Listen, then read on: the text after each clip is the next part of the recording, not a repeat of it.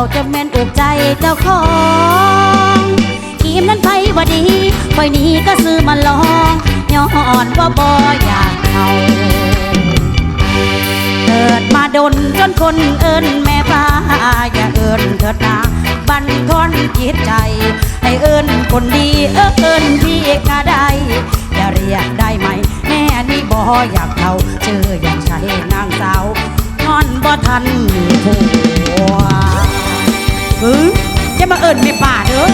ยังสาวยังสวยยังโสดอยู่เด้อ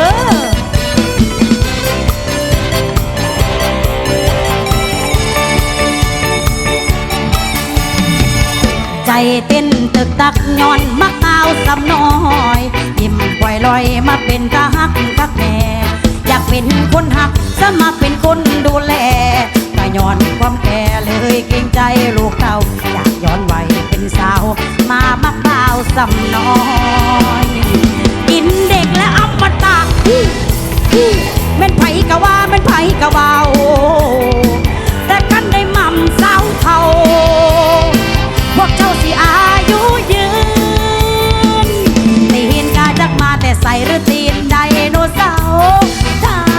เท่าแม่นปลูกใจเจ้าของทีมนั้นไผว่าดีคอยนี้ก็ซื้อมาลองย้อนว่าบ่อยากเอา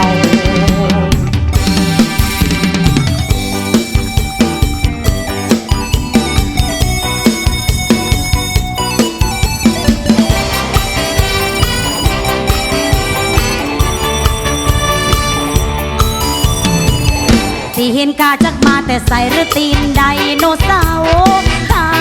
เท่าจนแม่นอกใจเจ้าของทีมนั้นไผว่าดีคอยนี้ก็ซื้อมาลองย้อนว่าบ่อยากเอาเกิดมาดนจนคนเอิ้นแม่ฟ้า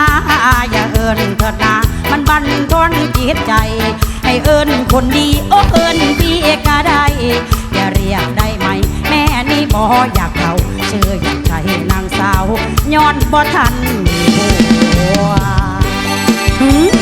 อย่ามาเอิ้นว่าไม่ป่าเด้อยังสาวยังสวยยังโสดอยู่เด้อ